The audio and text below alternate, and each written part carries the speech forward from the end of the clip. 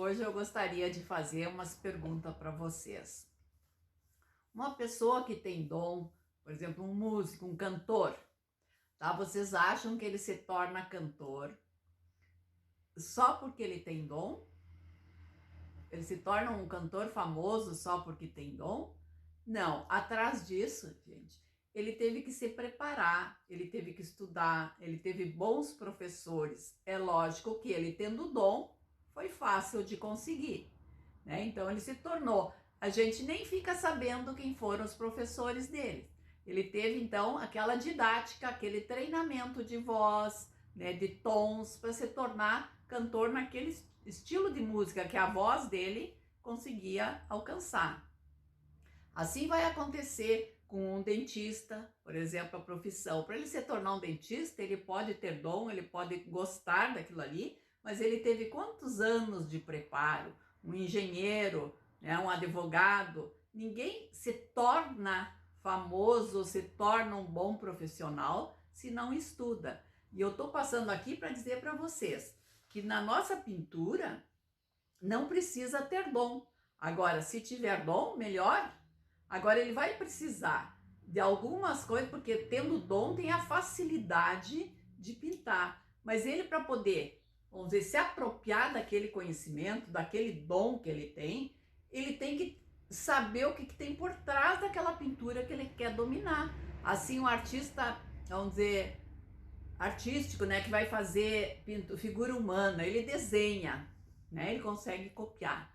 Mas para ele se tornar um profissional, ele vai ter que estudar o corpo humano, né? E horas de estudo para poder saber os músculos. Não é assim sair e se tornar, né, um artista. E assim é na nossa pintura. Eu estou aqui para dizer para vocês que a gente tem que ter um local próprio, né? A gente tem que ter paz de espírito, a gente tem que ter o hábito, fazer vamos ver, do nosso estudo uma rotina, tem que dar prioridades, né? Separar tantos minutos ou tantas horas por dia para estudar. E se a gente fizer isso, a gente consegue, né? E se a gente fizer isso, quem tem filho transmite essa rotina, esse gostar de fazer alguma coisa, de se aprofundar, de ter, vamos dizer assim, conhecimento, né? Ter segurança naquilo que faz. Então, isso eu estou propondo para vocês, através de um curso com vídeos que vocês vão poder treinar em casa, a hora que quiserem, quantas horas quiserem fazer, tá? O tempo é ilimitado. Agora nós temos que fazer um cronograma, uma rotina e obedecer. Se a gente fizer isso, gente, vocês vão se tornar, vamos dizer assim, pode se tornar independente, viver disso, né? Ter um complemento extra ou então simplesmente viver disso aí. Agora eu tenho que, não posso só, o que eu quero dizer assim, ó, só copiar. A cópia, a gente copia e não sabe, por exemplo, onde é que estão, se é folk art ou se é coisa, onde é que estão os erros, né? E a gente acha bonito, é lógico que fica uma pintura bonita, mas nós saímos da folk art. Isso eu acho assim. Eu acho que tem tanta gente que pinta tão bem, né? E não seria poucas aulas, por exemplo, para ela poder entrar dentro dos esquemas, né, da folk art, para ela ter segurança, para ela fazer seus riscos, né, para ela poder passar direitinho como ensinar. Vocês já não tiveram algum professor ou não, por exemplo, não tiveram conhecimento, não ouviram falar, ele é maravilhoso, o conhecimento dele é enorme, mas ele não sabe passar, não é bom professor. Por quê, gente? Ele não teve didática, ele não estudou, ele tem, vamos dizer assim, ele tem aquele dom, mas não sabe transmitir para o aluno. Porque para transmitir para o aluno, eu tenho que ter uma sequência. Porque tem as séries no colégio, primeira, segunda, desde lá do jardim, tem uma sequência que a criança vai aprendendo, né, sem notar. E assim é na pintura, porque se eu começar lá na luz e sombra, perfeita, que nós aqui começamos assim, né? Há épocas atrás a gente já iniciava no folk art americano. Então, era meses, às vezes anos, dependendo da professora, para poder aprender a fazer luz e sombra, né? Porque aquela pessoa que tem dom pega logo.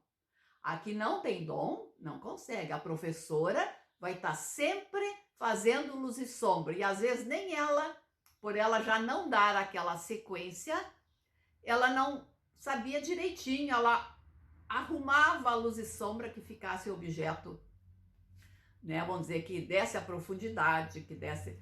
Então, isso, gente, a gente tem que estudar.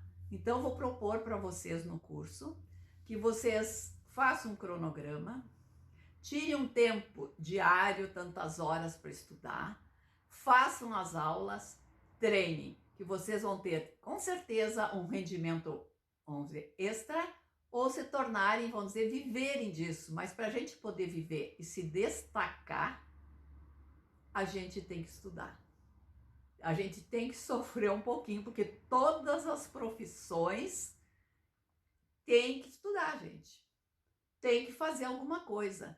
Então, assim, assim eu vou passar um vídeo para vocês, tá? De como dar, por exemplo, uma aula, tá? Uma aula, como é que a gente inicia dando aula, tá? Como é que a gente começa para o aluno poder aprender, porque mesmo que ele tenha idade, né? Ele não teve as séries iniciais da pintura. Ele pode ser um advogado, pode ser uma dentista, pode ser a médica que vai fazer aula, mas ela na pintura, ela tem que começar devagarinho.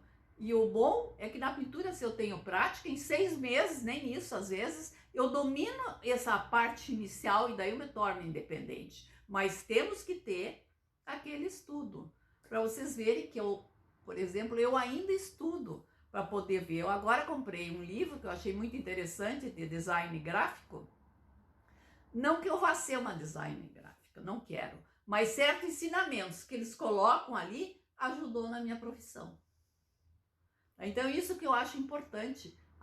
Se eu fosse juntar todos os livros que eu comprei e que li, meu Deus do céu, seria uma biblioteca enorme. Às vezes do livro é um pedacinho que eu tiro, né? Quando eu era professor de literatura, eu tive que fazer para os alunos saberem a família matriarcal ou patriarcal. Vocês não imaginam a quantidade de livros que eu li para poder dizer que aquele romance, a família era matriarcal, né? A família era patriarcal. Então eu quero assim, e isso me ajudou depois para dar aula de pintura, por exemplo, na Bauer Malerei, a colonização alemã, né, no Rio Grande do Sul, tá? Como é que se estruturava a família naquela época?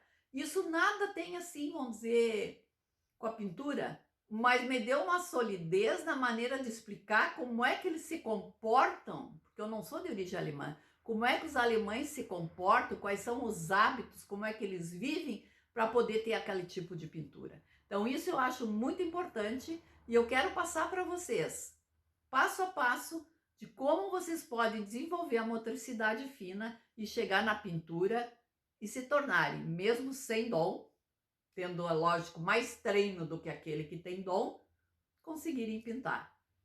Tá, gente? Tchau!